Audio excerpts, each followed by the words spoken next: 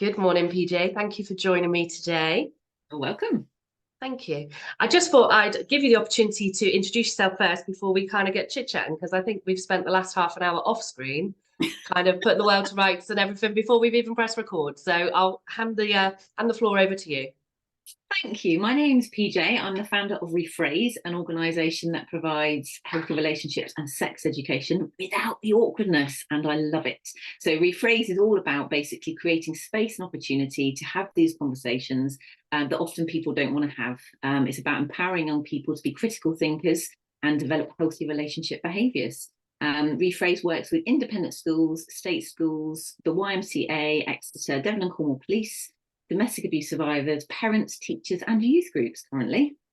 So everybody, ultimately, everybody. And I think it's so important to have these conversations, like so important, which is why I thought it'd be really good for our audiences ultimately, or anybody who wants to have a little look about kind of, how can we have definitely awkward sometimes, isn't it? Definitely awkward conversations where we kind of think, oh, well, I don't really want to talk about that because I feel a bit embarrassed, but actually we all really need to have conversations in order to make, our children's kind of development safe and their boundaries and everything that comes in between, because it's not just about sex, is it? It's about those changes and everything they kind of experience through adolescence and the wider kind of the world around them that kind of peers in, whether it's kind of pornography and everything in between. So what I felt was important today is to kind of look at the basic conversations. So whether it be kind of around anybody who's got little children. So for me,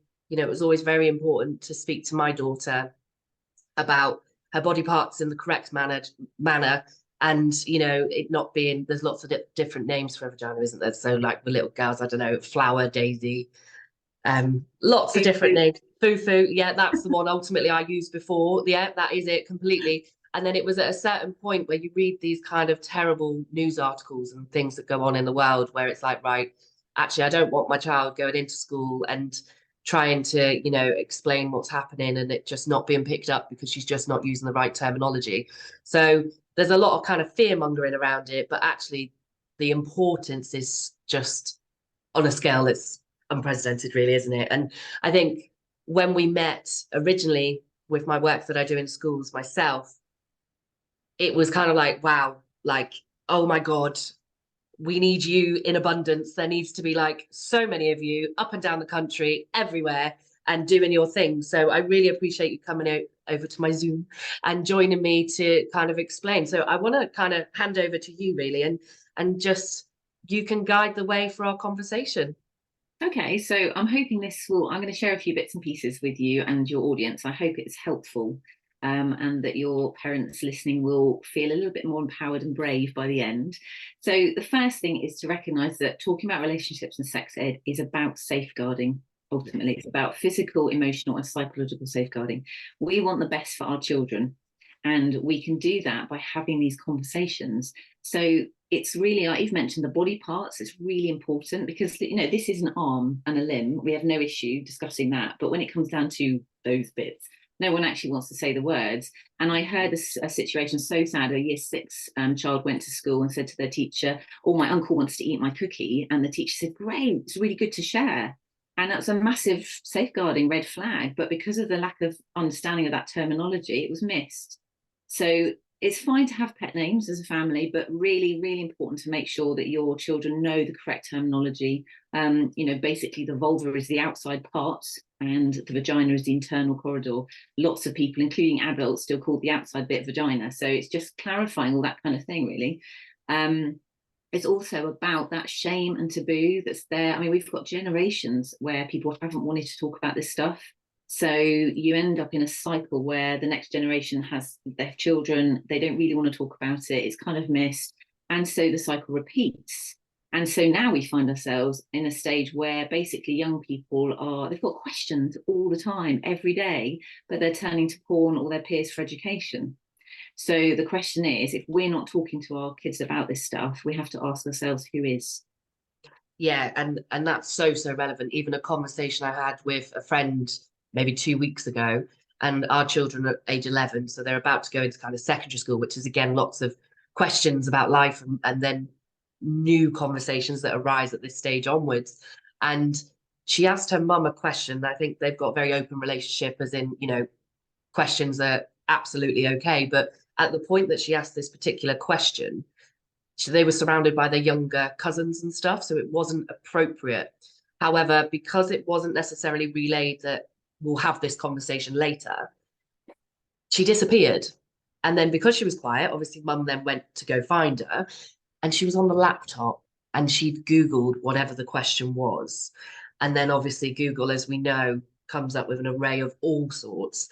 And actually what she found was that her daughter was actually on Pornhub. So then she had a whole different conversation of, but that's not real. And then the daughter was like, well, what's the difference between real sex and not real sex? And it was like a massive can of worms. So it's so important for us to answer those questions and, you know, even ask questions on top of questions like, does that answer your question? Or is there now a new question? Because the last place you want them to go and look is on Google, really, isn't it? Yeah, and I find sometimes parents are scared about, that thought, if we talk about it, we're condoning it. But Yeah. actually, look at it the other way and say, actually, what do I want my child to know in order to be prepared as they become, adults? So it's Yeah. that kind of stage, you know your child the best. So actually, step into the awkward, and you might have really rich conversations, but it's just about remembering it's about safeguarding.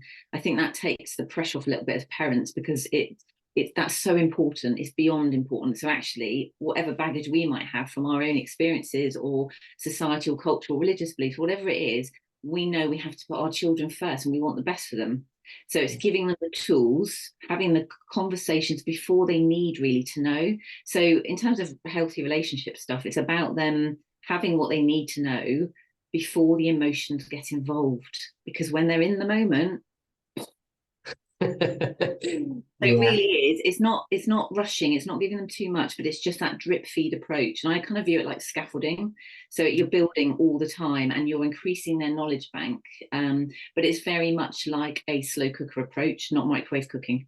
Yeah. It really is about that kind of gentle, gradual, bit by bit. I love using like a distancing technique. So with our kids, they're all now just all adults. But when they were younger, it was things like looking at TV ads or films, or stuff going around in real life, observations. Because by doing that, we are distancing ourselves. And an example for us was Love Island. So at the time, that was massive at school. I know the kids at school were on their phones watching it, and I thought, if we don't allow this in our home, they're going to go underground with it. Yeah. So I said to them, yeah, sure, we can watch it, and we'll watch it together. So we did. And actually, it was amazing. It was really powerful because it enabled us to all watch something that was, removed from what we were kind of going through. But, I could say things like, how do you think that made him feel? Or why do you think she said that? So we talked about body image, self-esteem, healthy relationships, how to be respectful, all this stuff. And at no point did they cringe and go, oh my gosh, we're having a talk, because it was so natural. So Yeah. just strongly recommend using anything you see around, because what it did for me as a parent, I'm then going, I know where they're at, Yeah. but I'm also able to drip feed information I want them to have and know. Yeah. And you're counteracting what they're hearing on the playground as well at that point. Yeah. So I think a lot with kind of situations, I've got a very open relationship with my daughter, and we find that actually bedtime is like, obviously every child will do anything to not go to sleep. Yeah. So our time is like at bedtime, and even though she's 11, it still takes half an hour, 45 minutes to put her to bed, because that's the time that she'll open up and we'll have conversations. And I think I've raised about 4 major safeguarding concerns for people within her class because of conversations that we've had in that quiet time, which is amazing in one sense and really sad on another. But actually, at least I'm passing that information on, and actions taken. But from conversations we've had is kind of like where boys are getting a bit more interesting kind of thing. And one girl in particular has like domestic violence going on at home with between her mum and dad. So for her to get attention from a boy, he's quite violent and rough, but she like condones that and kind of like as if she wants that, as if it's like a sign of love. But using that example to my daughter to express how unhealthy that is and how not okay that is, and kind of being able to explain. So again, it's a bit like the TV, really, isn't it? It's kind of taking yourself away, but using situations to really express kind of what's okay and not okay. Yeah, and you've hit the nail on the head. In terms of self-esteem, that is the bottom line, because when it comes to decision making, particularly around sex and relationships, self-esteem is so significant. Yeah. And if there's low self-esteem, they're often looking for affirmation in unhealthy places, whether that's overeating, over drinking, substance abuse, unhealthy relationships, multiple partners, whatever it is, they're trying to fill that gap and feel loved. And Yeah. ultimately, this is about us, in the background being their cheerleaders, going, actually, you deserve and you have the right to experience healthy relationships. This is what they look like. Yeah. Because not every child's got role models that can show that. So No. that's why I do what I do, because I'm so passionate. And in fact, I was in a school locally where we did a whole session about relationships right through to unhealthy and abusive. Mm-hmm. And at the end, we've been talking about gaslighting. And at the end, there was an opportunity for anonymous feedback. And one of the 14-year-olds in the room said, I won't let him treat me in an unhealthy way anymore. Now, that gave me goosebumps, because in that moment, I realized they'd not only named what was going on and recognized it, they called it out. So they've made a shift. And, that's a 14-year-old. So when I work with domestic abuse survivors, the other sort of end of the cycle, if you like, they say to me, we would never talk this stuff. We just didn't know. So by talking to our children, and we are being proactive, we're being preventative, it comes right back down to that safeguarding again. Yeah, completely. And I think that's like part of my passion and purpose, and going into schools and sharing my story was really, my upbringing. My mum was a drug addict. There was violence at home. And then with addiction, there's obviously poverty, neglect, and the whole array of stuff. So my childhood was very, very varied. And to come out of it, and I don't want to like class myself as normal, because I'm probably not quite normal, but I'd like to think I'm pretty normal compared to what could have been my journey, given obviously like my start in life. And so a bit like yourself, going into the schools and having that direct contact with the children to share my story, and then to empower them to know that they are enough and that they are more, kind of is so, so important. And to get the feedback, there was a young man that come up to me at the end of the session, waited for like the whole room to leave, and just really shared that he could relate to a lot of what I explained, and how, he was going to move forward and do this and this. And that one child is like, it's enough, isn't it? It just, that absolutely your purpose is there. And ultimately, even myself, the relationships and working with parents to kind of, prevent, isn't it? It's rather than fixing a situation, let's prevent all of these kind of things.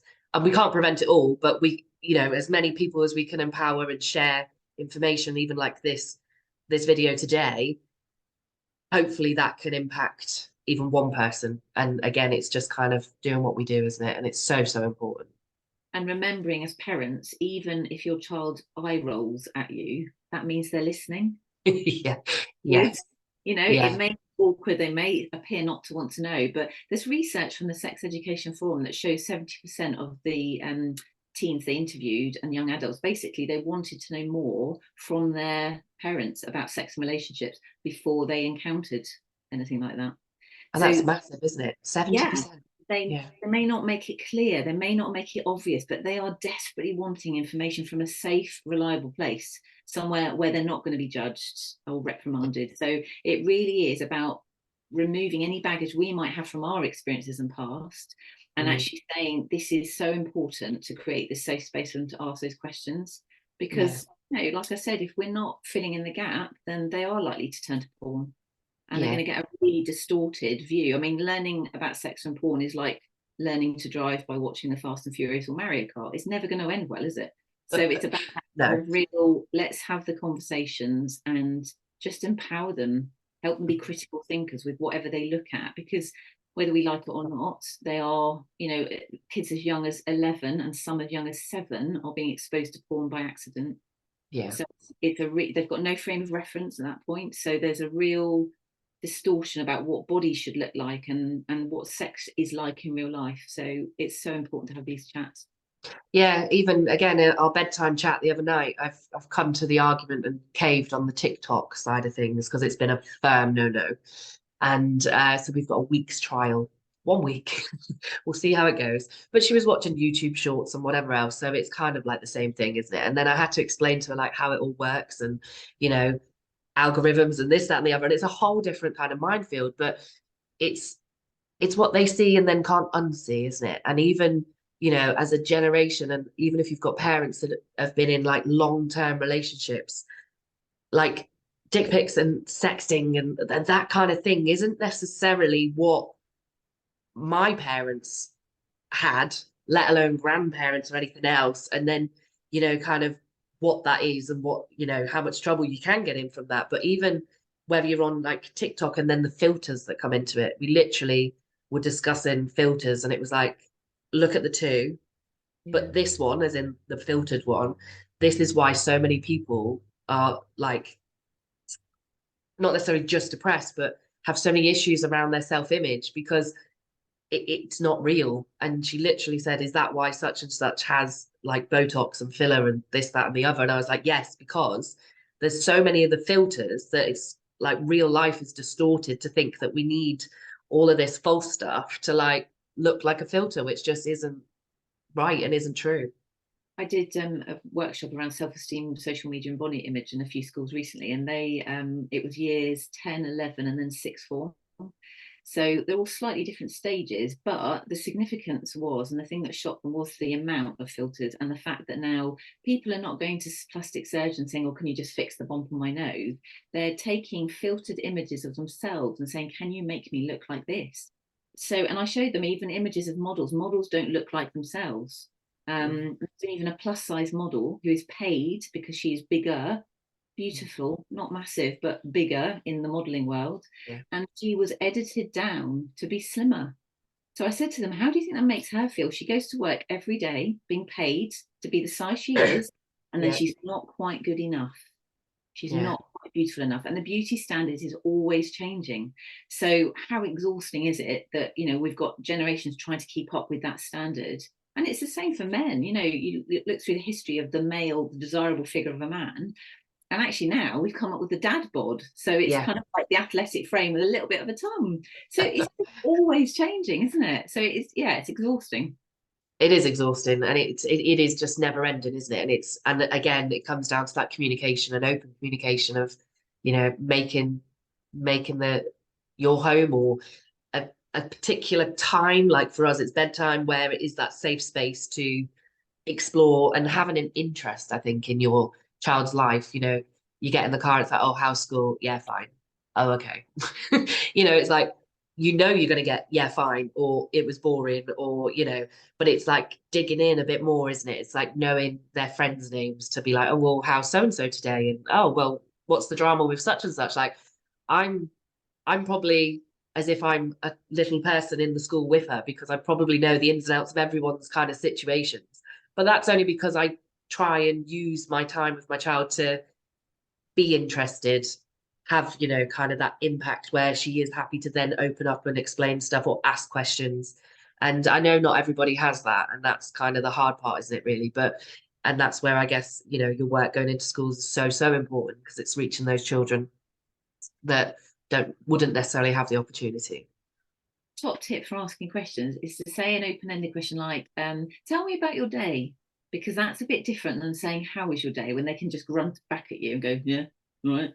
So try something like that, because that can open it up as well. And like you say, if you know names or scenarios, because we were similar, we had these stories coming back. I mean, I don't know the children themselves, but knew of them or scenarios. And so again, distancing technique, you can educate your own children really well because of what they're telling you, and they're not embarrassed because it's not about them, so that's fine, Yeah. you know. So Yes. it's Yeah. really good. Yeah. And you don't just do schools, do you? So you work with parents also. Do you have like, is it a course or a pack? Like, how do you do I've that? done one-to-ones before, but also I provide a parent pack, which is often easier for the parent because especially when I did non-mainstream one-to-ones, the children often were really uncomfortable and usually not in mainstream and on the spectrum.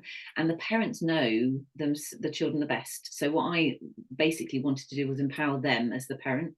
And so created parent packs, a bespoke pack, so covering specific subjects that would be helpful to that particular situation.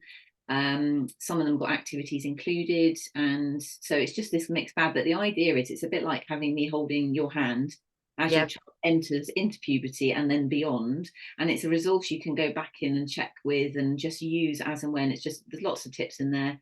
There's factual information if you want stuff about puberty. There's the kind of biological side of stuff, but also there's the whole healthy relationship thing, appropriate touching, just public versus private, all this stuff, that again, parents potentially are kind of going, I don't know what to say, because they may not have had that kind of education themselves, or they just don't want to talk about it.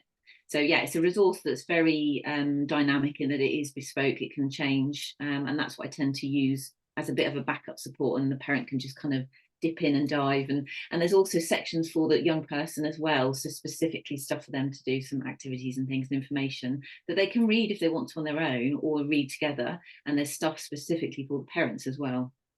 Amazing. Amazing. And I think, just thinking outside the box, kind of the word consent just sprung to mind, as in that would be probably a good in, wouldn't it? About kind of, you're starting on a subject that they don't quite know is coming, but you could kind of work around it, as in like, well, what do you understand about consent? Or, kind of what does consent mean to you, with regards to other people? And it doesn't have to be your partner ultimately, does it? Kind of what are the boundaries, and leading the way down the consent route. Consent can be taught from the earliest stage and age. It's not just about sex, it's about our time, it's about our belongings, it's about hugs, other contact. So yeah, from a young age, absolutely, it's about raising children that know they've got autonomy and agency about their body. They get to choose what happens to their bodies. Yeah. And that kind of idea you can then develop, and obviously when they become older you then start talking about sexual consent. Yes. But it's very much about empowering them to know what is healthy. I mean, ultimately it's mutual respect, mutual consent. If you don't have those things, you're not going to have necessarily a very pleasurable relationship or situation happening. So as early as you can, get those conversations going. And I suppose if we can, like, I don't like to use the word like precondition, but it is that kind of, repeating yourself to make sure it's instilled of what is important and safe. But I've got people I know that even as an adult has only on reflection understood that they didn't necessarily give consent, and wasn't particularly feeling the situation or whatever it may be, and it was all a little bit awkward, and on the inside it just felt like this isn't right, but actually didn't have the courage. I don't know if courage is the right word, or the knowledge, or to kind of identify that actually they weren't giving consent and it wasn't okay, and then being able to actually like vocalize that. Yeah, and that's so important, because I always teach about the gut instinct, because that gut instinct, however someone described it, that is there in them, and it's there to keep them safe. So if we teach our children to recognize that feeling in their tummy where they don't feel quite settled, or something's not quite right, that's there to keep them safe. So listen to it, and it's about helping them feel able to love themselves enough to walk away. Because they're in a situation that I came across. I did work with a group of 16-year-old lads, and one of them was in a really toxic relationship, and his girlfriend had mental ill health and needed external support, and yet he tried to fix her. Yeah. By doing this repeatedly, because he adored her, he ended up showing signs of trauma, and he'd stopped sleeping, stopped eating, anxiety was through the roof, he was depressed. So he, in time, he's walked away now, but because it's so hard when you're in the situation, because you want to fix someone, you want to help them, but it's about saying to your child, actually, you need to look after yourself and love yourself enough to walk away. So listen to that gut instinct. And consent is not just verbal, it is non-verbal. So look for body language. If someone stops talking, if they sit back, if they freeze, if they make a joke, if they laugh nervously, all this stuff is potentially signs that someone has withdrawn their consent. Yeah. The thing I would like to teach is word fries. So if you think consent, think fries. Okay. So consent is freely given. Yep. It's reversible, can be taken away at any point.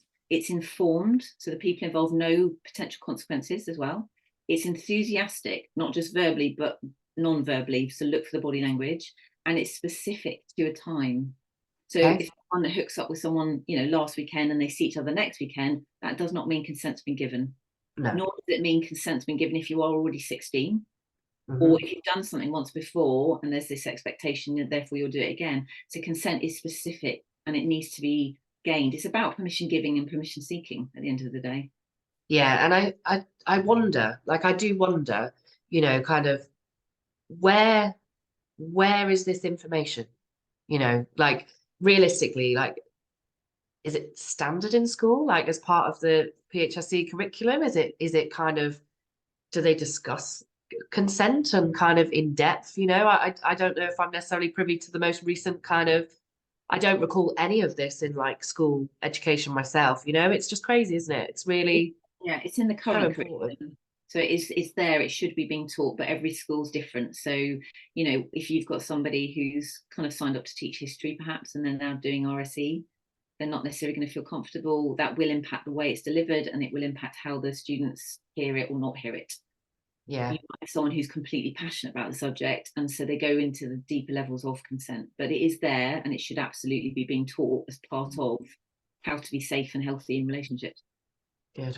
It's just the world's a bit of a scary place at times, isn't it? And I think as much as like information and empowerment can be given to like the smaller generation for them to really stand in their own and be confident enough to, kind of dictate what kind of life they live and to not. And I know most people that are in kind of like an abusive relationship, they don't opt to go into an abusive relationship. They don't sign up and go, oh, yes, this is where I'm going next. This is like my journey I want to take on for sometimes a lifetime. But yeah, it's It's it's not about how relationships start, it's how it evolves that matters. And yeah, that's the thing to know about those red flags. So things like gaslighting, when someone hurts you and blames you for it, or love bombing. I don't know if parents are aware of this term, but it's a form of emotional manipulation. So it's coming from a place of neediness and insecurity ultimately. But what happens is the person basically overcompensates by, excessive gifts, excessive compliments, always wanting to be with that person, and it's intense. Same with isolation. You kind of find that you're perhaps not seeing your friends as much, or your hobbies, you're not doing that, or seeing your family. And ultimately a healthy relationship is when people come together and actually you bring both sides of your life together. If yeah, one of you is kind of leaving parts of your world behind because of the other person, that could be a bit of a red flag and something to be aware of. But you say it's scary, I get it, and I have got some tips. Would you like some top tips for I'd parents? love some top tips, please. Because parenting is scary at the best of times, and then you throw in the sex bomb and it's just like, oh my word. So I've got some tips. I've literally got them written down because I don't want to waffle on for hours. So here we Go go. for it. First of all, you do not need to be a sexpert. Good. Okay, take that pressure right off. Okay, it's actually really good for your young person to know you don't know everything, and Mhm. you can learn together. um, Relationships and sex education, it deserves more than the talk. So I don't know if you've ever had the talk. It doesn't work because there's so much information, and it needs to be, like I said, this scaffolding approach and this kind of drip feed throughout. So don't worry about having a talk. It's better to have 100 1-minute conversations than one 100-minute conversation. Yes. Talking about little things, little and often. If you can become approachable and open, then you're giving your child permission to talk to you about this stuff. And if they come to you with the little things, they're much more likely to come to you with the big things. And that, in terms of sex and relationships, that could be so huge, so significant. As we've said, talking about things is not the same as condoning. So think of an example like a maths exam. You wouldn't expect a child to sit a maths GCSE without teaching them the content. Yep. About saying to them, if and when, just have this information, bank it. For someone who's asexual, that means they don't experience sexual attraction. Sex may not be a feature, but it's about saying, actually, you can still enjoy romantic relationships with intimacy. Because sometimes, I've met people before and they've just freaked out going, there's something wrong with me. But it's like, actually, sex doesn't make us complete, doesn't make us who we are. It's just a part of our being. So Yep. it's having those open conversations. Every question deserves a response, but not necessarily an answer. Ooh, So, okay. so a good sex educator will never talk about their own sex life, and the same applies to parents.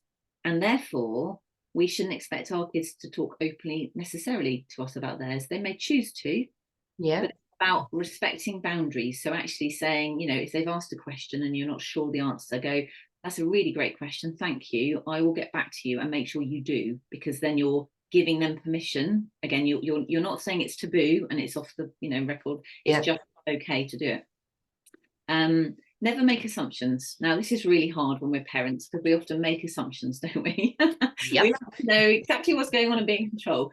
But I heard a lovely story of a little boy in, again, primary school who basically stuck his hand up and he said, Miss, how do you spell sex? And she thought, what on earth is he talking about?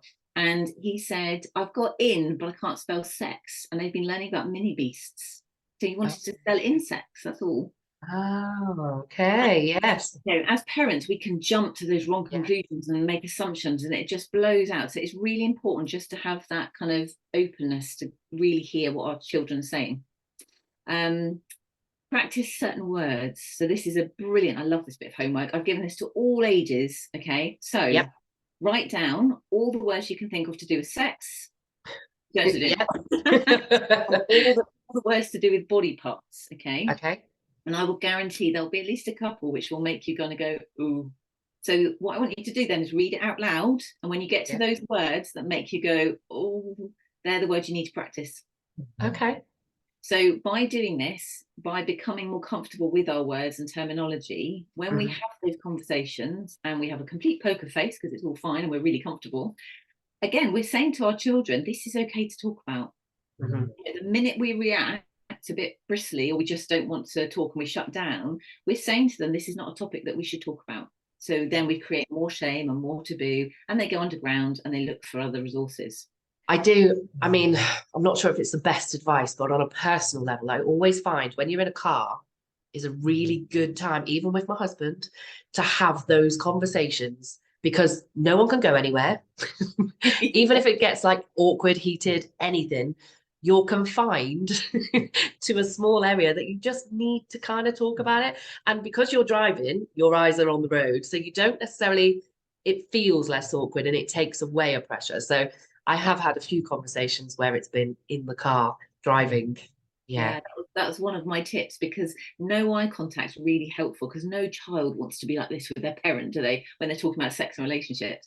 So hands, busy hands, pottering around doing stuff perhaps in the same room but having the conversation, or going for a dog walk together because you're side by side, you're not face to face. So you're absolutely right, really, really helpful.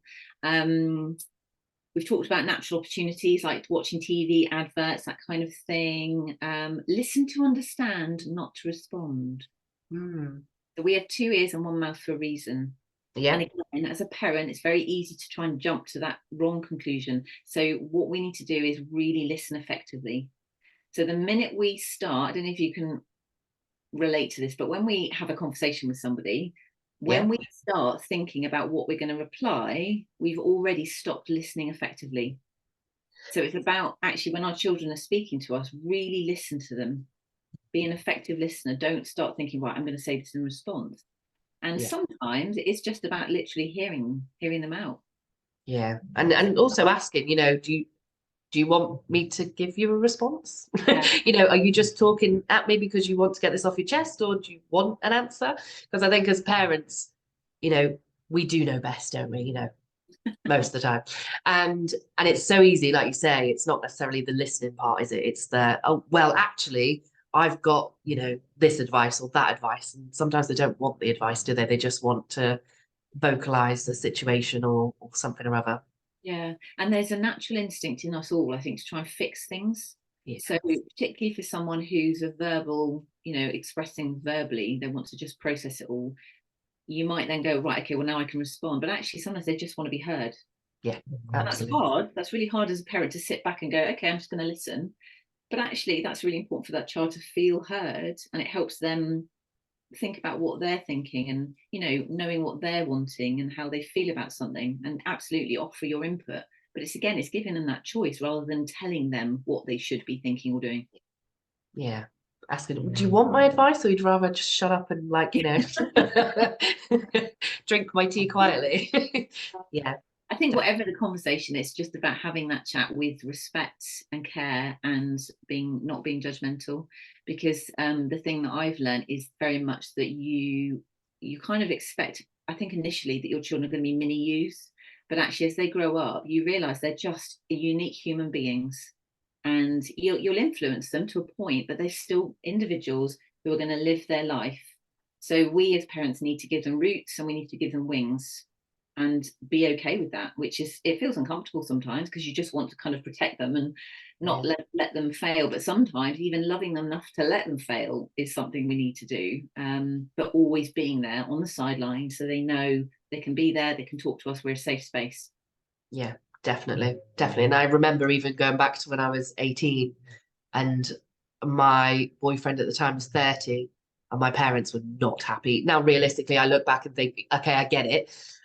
But at the same time, it caused so many problems. And I just said to individually to them, I said, I'm my own person and I know you love me, but right now I need to live my life, make my mistakes and learn from those mistakes. So you need to back off. And to be fair, they did. And we were together, well, still together. But yeah, it might not have worked out that way, but ultimately it is about kind of having that respect, isn't it? To let them do what they need to do to experience their own life. But also remembering from a parent's perspective as well that your child's brain doesn't fully develop until about 25. So, although we get to that age where they're 18 and they're like technically adults, they're kind of gripping you with one hand while reaching for independence with the other. And they're in this tension. So actually, it's about remembering that too. So, even if you haven't started talking about sex and relationships from a young age with your children, you can start at any point, because they're still developing, they're still evolving. And it's ultimately about that permission giving, saying, actually, I'm okay to chat about this. I'm here when you need me, kind of thing. Yeah, 100%. 100%. Thank you.